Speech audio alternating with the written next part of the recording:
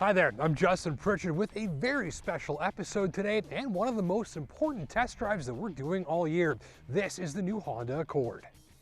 And it's all new, hot off the line in the 10th generation of one of the best-selling family cars in the universe. This is a standard to which other affordable family cars are held, and for the next few years, what you're looking at here will carry Honda's presence into the family sedan marketplace, giving competitors a run for their money once again.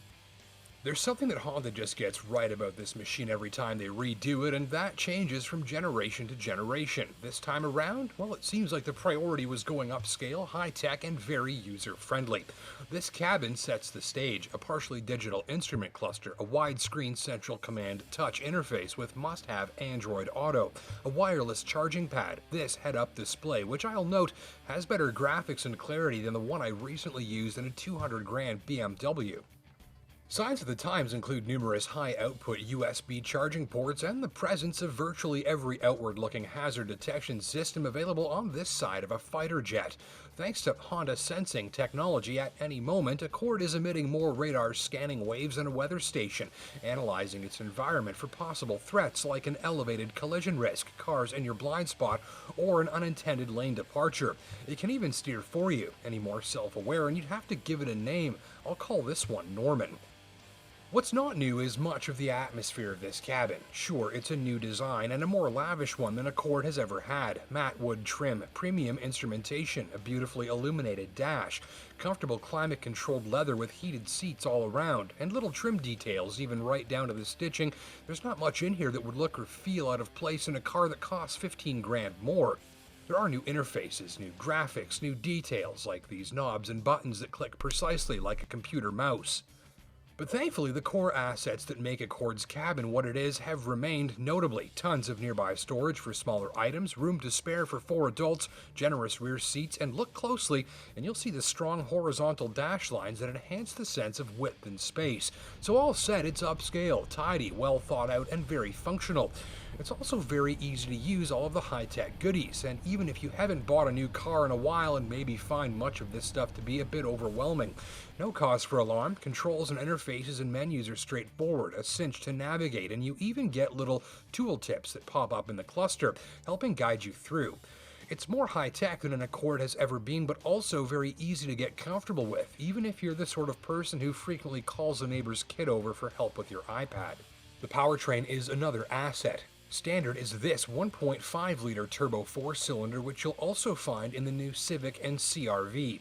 Horsepower and torque are rated at 192 apiece, and notably, since it's turbocharged, that torque is available from just 1,600 revs. Compared to a bigger, non-turbo 4-cylinder with similar horsepower, Accord's little boosted engine spends much more time at much lower revs, where it's very responsive but makes less noise, less vibration, and uses less fuel. Add in the CVT transmission, which has no preset gears and allows the powertrain to operate more responsively, smoothly, and efficiently, and you've got a win-win combination. And if, like me, you'd rather scour your own face off with a rake than drive an automatic, you can get a 6-speed stick, too. Performance is decent when opened up, the low-end torque whisks the Accord up to speed in quick order when called upon, and the sound is a pleasing and mellow hum, but the performance isn't the best part.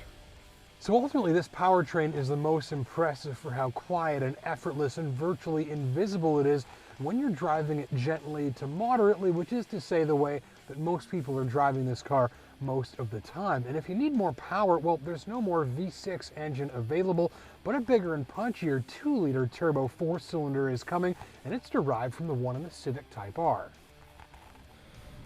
Interesting story on the ride. First, you'll notice a nice balance between sporty tautness and overall comfort. The shocks are slightly firm with a layer of softness around the edges of their travel that ensures the ride is never jarring or jagged, and that it rarely crashes into bumps. It's an athletic ride, but not an uncomfortable one, and reminds me of any number of higher-end luxury sports sedans. But what really stands out is the rigidity of this body structure. Hit a bump or pothole and the car feels like it's made of cast titanium, solid and sturdy to the nines.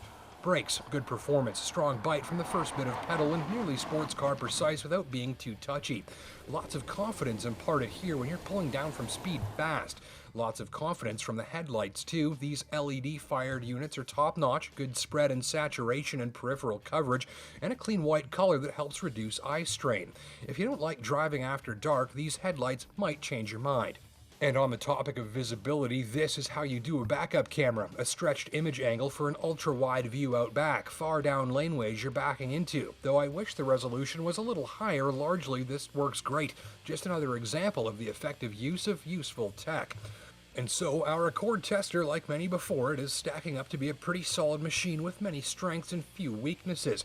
I think this car just has 3 problems. First, in loaded touring grade like this tester, you're sitting at the better part of 36 grand, and that's not even with the big engine. Pricing starts in the mid-20s if you're after something a little more modest. Second, I don't find this is a great looking machine. The wheels are gorgeous, but the rest of the styling is just fine, I suppose, and I don't like what seem to be touches borrowed from other recent competitors, including the Camry and Sonata and Malibu.